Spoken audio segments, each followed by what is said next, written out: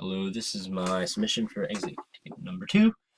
And so to answer question number 1, so yeah, the idea, basically the reason why we want to have students do projects as a big part of their learning is that allows them to apply their knowledge in a way that lets them kind of test out their understandings of stuff, and because that they're making their own project here, it's going to result in them being very personally invested in the whole shebang.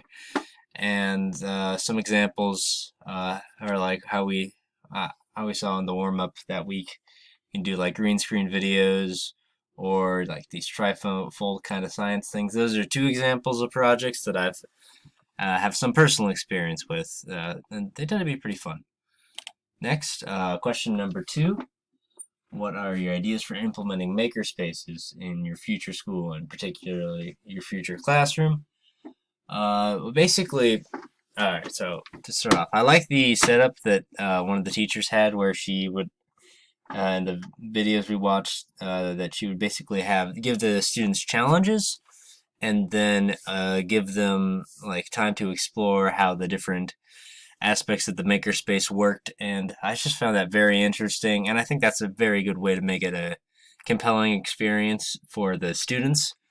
Is well, I won't repeat myself, but yeah, just to do it like this, and then I I feel like a lot of like our schooling and different science things, especially like electric stuff, I barely understood until this year, because the school system didn't really do a great job like giving me a practical understanding of how all that worked.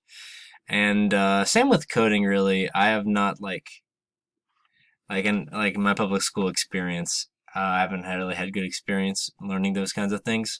And so I think through makerspaces we can really have students build a really solid fundamental understanding to go forward into the world with.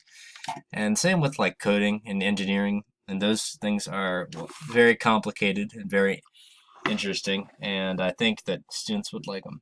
And I think that I could definitely build like a strong sense of community within the classroom by having groups work on the challenges together, and that would improve their teamwork and communication.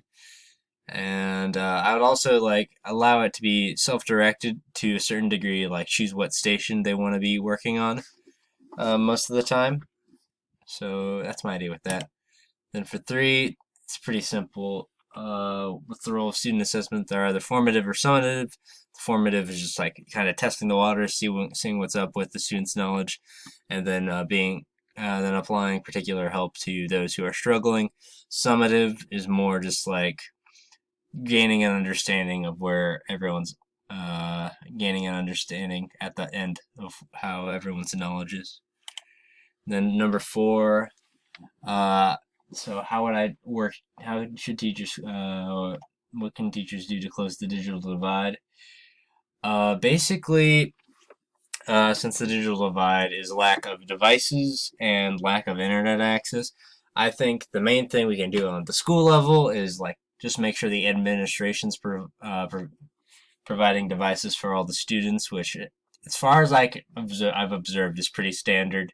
That's pretty normal. And then, uh, I would think that like having a space like a library, like I got in this goofy little picture here, would be pretty much ideal.